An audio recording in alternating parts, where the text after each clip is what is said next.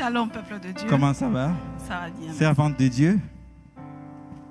Ça va bien? Ça va très bien, grâce à Dieu. Prête pour ton témoignage? Oui.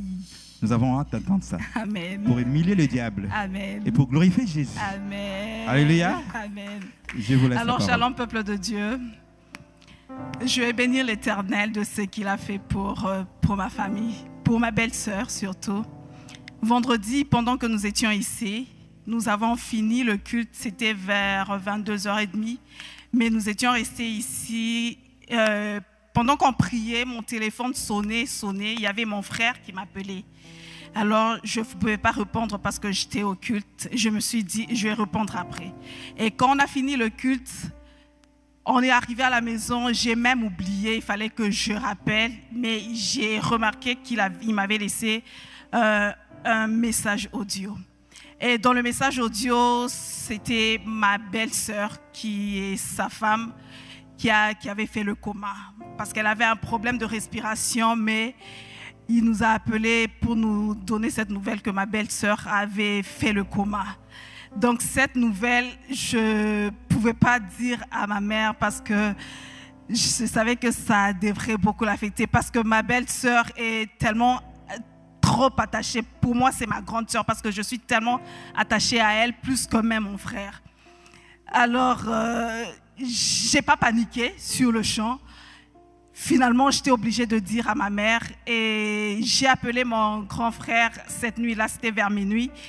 Et je lui ai dit qu'on devrait prier. On a commencé à prier pendant cette nuit. On a prié, on a prié, on a prié. Et dès qu'on a fini de prier, j'ai senti comme une parole qui me disait, il fallait que j'appelle papa. Et je regardais à l'heure, c'était 1h30 à peu près. Alors, André, il y avait deux voix qui me disaient, non, à 7h, tu vas déranger papa, il est en train de dormir. Tu viens juste de l'église. Et une autre voix qui me disait, il faut que tu appelles, il faut que tu appelles. Et pendant que je me battais avec ces deux voix, je vois un témoignage, papa m'envoie un témoignage dans mon téléphone. Alors je me dis, ça y est, il faudrait que j'appelle papa. Là, j'appelle papa, je lui dis, papa, j'ai pas une bonne nouvelle à vous dire, j'ai ma belle-sœur qui est en coma, qui a fait le coma. Papa me dit, comment elle s'appelle ta belle-sœur? J'ai donné le nom à papa et pendant ce temps, papa a commencé à déclarer des paroles. Papa a commencé à prier pour ma belle-sœur au travers de moi. Papa a commencé à déclarer des paroles. Il a déclaré, il a commencé à appeler ma belle-sœur. Il a commencé à appeler le nom de ma belle-sœur. Il a prié, il a déclaré. C'était vraiment des paroles fortes de déclaration. Et pendant ce temps-là, moi, je disais toujours Amen, Amen, Amen. Et mon cœur, quand papa a fini, mon cœur était dans la paix. Papa a dit à la fin, dormez tranquille, sache que vous allez vous réveiller avec une très bonne nouvelle. On peut acclamer le Seigneur. Gloire à Dieu. Ouf. Et quand papa a fini de prier, j'avais une paix intérieure que j'ai jamais expérimenté ça. Et le matin, vers 6h, j'ai commencé à essayer d'appeler mon frère. J'ai essayé plusieurs fois d'appeler, son téléphone ne passait pas. J'ai dit, ok, je vais appeler le numéro de ma belle-sœur. Et pendant que j'ai appelé le numéro de ma belle-sœur, c'était ma belle-sœur qui m'a répondu au téléphone. Alléluia!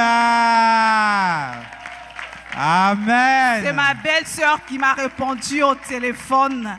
Et mon cœur était tellement dans la joie. Mon cœur était tellement dans la joie. Et ma belle-sœur qui me dit, Mira, je suis en vie. Amen. Je sentais comme s'il y avait une voix qui m'appelait de loin. Pendant que j'étais dans le coma, je sentais comme s'il y avait une voix qui m'appelait de loin. Et même les médecins n'en reviennent pas jusqu'à maintenant. Le médecin n'en revient pas. Alors je vais bénir le nom de l'Éternel. Comme son serviteur vient de le dire, il faut juste enlever la peur et juste avoir la foi. Parce que la main de Dieu n'est pas courte. Bien que nous sommes ici, mais papa a déclaré juste de loin, mais Dieu a agi au travers de son serviteur. Je vais bénir le nom de l'Éternel. Parce que le problème, c'était ma belle-sœur faisait une péricardite. Ceux qui ont fait la santé le savent, c'est un liquide qui remplit dans le cœur et n'importe quand, le cœur peut lâcher. Et c'est ça que ma belle-sœur a fait.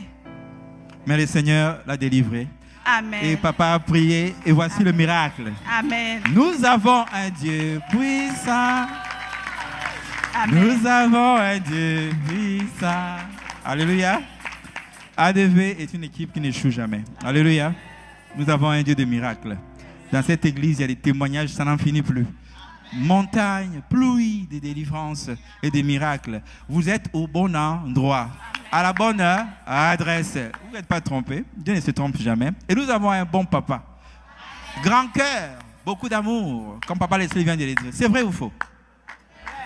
Si tu ne dis pas oui, là, tu es suspect. Hein? Je vois le sourire maintenant. Ah, ça, c'est bien, là. Continuez à sourire parce que les caméramans ont besoin de vos sourires. Hein? Vous avez l'air de vous endormir, là. Ici, on ne dort pas. Ici, on est réveillé. Alléluia. Maman Mira, nous vous remercions beaucoup. Amen. Et bon rétablissement à ta belle-sœur. Amen. Ça, c'est l'amour. Hein? Quand on aime les gens, on prie pour eux. Arrêtez de prier juste pour vous-même. Vous avez l'onction pour prier pour les autres. Les gens qui comptent beaucoup pour vous, à qui vous aimez beaucoup. Moi, j'ai prié pour ma mère qui était à l'hôpital. Elle est maintenant à la maison. Amen. Alléluia. Il faut prier pour les gens que nous aimons. Alléluia. C'est pour ça que Dieu nous a donné ce mandat-là. Maman Mira, sois bénie, servante de l'Éternel. Et comme je dis, bonjour à toute la famille là-bas. Tout ira bien. Amen. Alléluia. Acclamons le Seigneur.